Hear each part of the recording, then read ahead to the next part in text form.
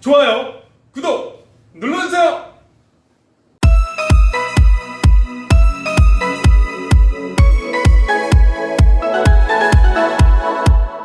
안녕하세요, 이충훈TV의 이충훈입니다. 질문백수 청진기 시간인데요. 질문백수 청진기는 여러분의 질문들을 저희가 카페에서 답변해드리고 제가 청진기를 분석하는 시간입니다. 근데 요새 요게 인기가 많습니다. 그래서 여러분들이 궁금하신 내용을 쏙쏙 핵심만 또 말씀해드리니까 반응이 되게 좋은 것 같아요. 오늘은 어떤 주제를 갖고 얘기하냐면, 화면을 한번 보시면요, 피로티 구조 2층의 단열이 안 돼서 정말 추운 건가요? 라는 질문이었어요. 그러면 구체적으로 어떤 질문인지 확인해 보도록 하겠습니다. 자, 마음에 드는 위치와 좋은 구조의 신축 빌라를 보고 왔습니다. 모두 분양이 완료되고 2층만 남아서 고민입니다. 아이들이 마음껏 뛰어놀 수 있도록 피로티 구조 2층에 산다고 하니 사람들이 발리더군요. 피로티 구조 2층 매매는 정말 안 좋은 건가요? 라는 질문이 올라왔습니다. 그러면 카페에서 어떻게 답변했는지 확인해 보도록 하겠습니다. 흔히 말하는 피로티 구조 2층의 단점은 아래층에 잘못된 단열 시공 때문에 생기는 문제입니다. 2층 바닥이 주차장으로 되어 있기 때문에, 그러니까 1층이 주차장으로 되어 있기 때문에 바닥에 단열이 잘못되어 있으면 집이 추운 건 당연한 것이죠. 하지만 요즘 시공하는 대부분의 신축 빌라는 건축 시 2층의 아랫부분을 단열을 꼼꼼히 하고 주차장 위로 지나가는 배관에 단열을 하기 때문에 그런 부분이 거의 없습니다. 피로티 구조 2층의 장점은 아시다시피 층간소음에 신경 쓰지 않고 아이들이 마음껏 뛰어놀 수 있기 때문에 그런 이유로 2층을 선택하는 분도 많이 있습니다. 라는 저희가 카페에서 답변을 해드렸습니다. 제가 그 중에 요 중에 또 핵심적인 내용만 다시 한번 오류도 한번 좀 잡아드리고요. 실질적으로 제가 오랫동안 경험했던 내용에 대해서 말씀해 드리도록 하겠습니다. 자, 2층의 바닥재는 우리가 일반적으로 스티로폴 흰색이라고 좀 생각을 하잖아요. 요새는 또 재질이 좀 변화가 됐어요. 그래서 네오폴이라는 거를 사용합니다. 그럼 네오폴이 뭐지?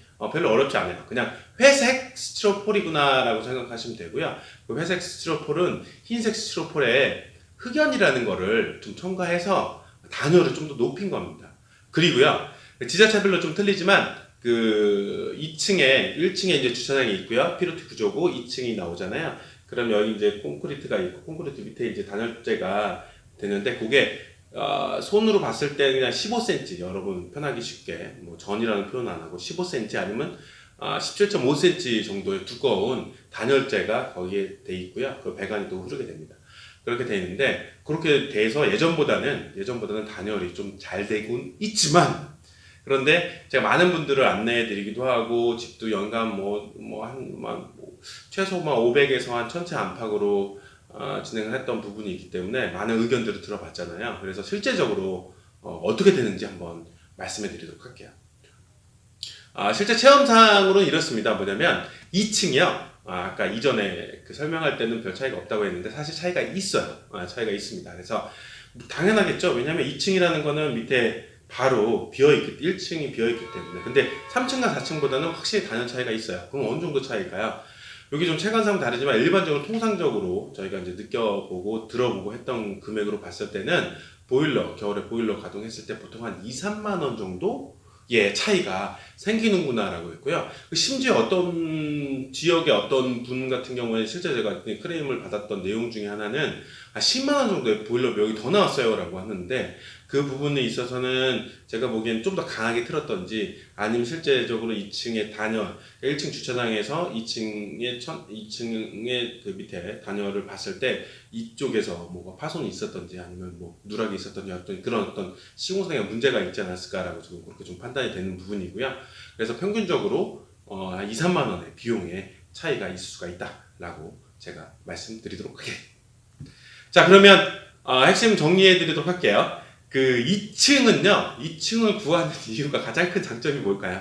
네. 저도 애들을 키웠을 때 정말 저는 5층에 있었거든요. 되게 밑에 집에서 많이 올라오고 크레임이 많이 좀 걸었습니다. 2층에 사는 가장 장점은 실제로 애들이 마음대로 뛰어놀 수 있고요. 그런데 마음대로 뛰어놀 수 있는데 3층이나 4층이나 5층이나 구하셔도 됩니다.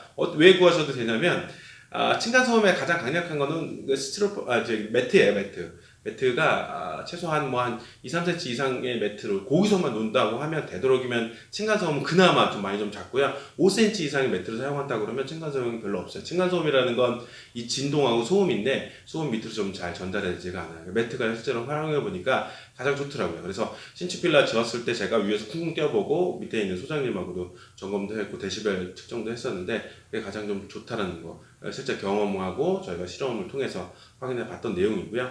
그래서 2층 그런 거를 제외하고 그냥 2층에서만 한다고 하면 아이들이 마음대로 뛰어놀 수 있다라는 엄청난 장점이 있다는 거죠. 그런데 우리는 2층을 구하는 순간에 매월 겨울에 단열 그 보일러 비용으로 한 2, 3만 원은 더 추가 비용을 낸다라는 거를 좀 감안을 해주시면 괜찮을 것 같아요. 그래서 여러분들은 어떤 걸 선택할지는 각자의 그 우선순위나 중요도에 따라 좀 다르다고 좀 생각을 합니다. 나는 그냥 뭐 굳이 뭐 2층 안 하고 우리 애들 조금 거실에서 매트 깔아놓고 그 정도만 띄워놓으면서 최대한 그 정도만 해서 하면 괜찮을 것 같아 라고 생각하시는 분은 그렇게 하셔도 되고요. 진짜 한번 마음껏 뛰어놀게 하고 싶다 그러면 2층에 선택을 하셔가지고 하는 게 좀 좋을 것 같습니다. 여러분 이런 판단과 선택은 여러분들이 직접 한번 해보시는 게 좋을 것 같아요. 자, 그럼 끝으로 좋아요, 구독 눌러주세요. 다음 추천 영상은